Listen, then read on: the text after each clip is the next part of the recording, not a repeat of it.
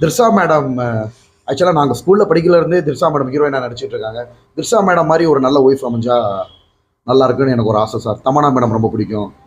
Trisha madam அவங்களுக்கே ஒன்று திருமணம் நான் அவங்கள விட சின்ன பையன் சார். என்னோட வயசா சார்? நல்ல கொஸ்டின் கேட்டீங்க.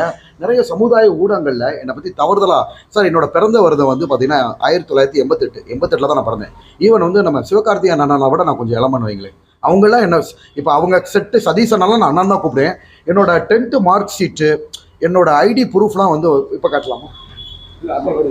என்னோட ப்ரூஃப்லாமே நான் சப்மிட் பண்ணுறேன். நீங்கள் பாருங்கள் 10th மார்க் ஷீட்டு, ஓகேங்களா? என்னோட படித்த கிளாஸ்மேட்ஸ் இருக்காங்க மதுரையில், என் கூட படித்தவங்க காலேஜ் மேட்ஸ், எங்கள் பிரின்சிபல்ஸு. நான் 17 வயசில் காலேஜ் ஃபஸ்ட் இயர் ஜாயின் பண்ணியிருப்பேன். என்னோட ப்ரொஃபஸர்ஸ்க்கு தெரியுங்களா, அவங்க என்னோட சீனியர். என்னோட மெச்சூர் லெவலில் அவங்களாம் சின்ன வயசுலேருந்து பார்த்துட்டு வராங்க.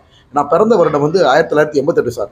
இப்போ திர்ஷா மேடமோட அலைப்படம் வந்துச்சுல, அதெல்லாம் வர்றப்பல நான் 10th தான் படித்தேன் சார், 2003.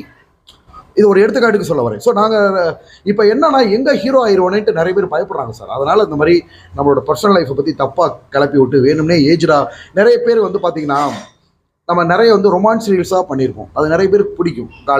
காலேஜ் கேர்ள்ஸ்க்கோ, ஸ்கூல் கேர்ள்ஸ்க்கோ, பசங்களுக்கோ, குடும்பம், நம்ம வந்து அதை கள்ளங்கப்படம் இல்லாமல் பண்ணுறோம். அதை எல்லாருக்கும் பிடிக்குது. ஸோ எங்கே வந்து ஆக்ஷன், லவ், ரொமான்ஸ்னு ஒரு ஹீரோவாக வந்துருவானோ அப்படின்ட்டு கொஞ்சம் கூட ஒரு வேணும்னே வந்து இந்த மாதிரி வயசை வந்து கிளப்பி விடுறாங்க சார்.